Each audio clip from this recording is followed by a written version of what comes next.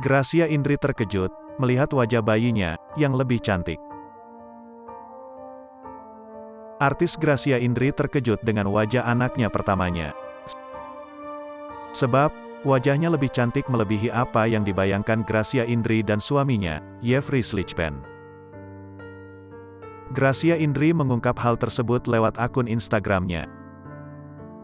"Selamat datang, Nova Lynn Schlichpen," sambut Gracia Indri di Instagram, dikutip Rabu, tanggal 23 November tahun 2022.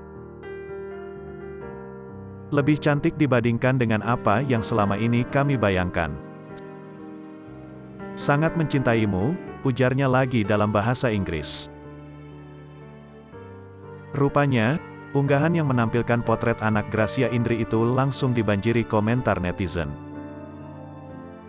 Selain mengucapkan selamat, banyak netizen yang begitu gemas dengan keponakan Gisela Cindy itu. Terlebih, Baby Nova juga disebut memiliki paras yang cantik. "Grace Congrads, ikut senang banget, welcome super pretty Baby Nova," komentar salah seorang netizen.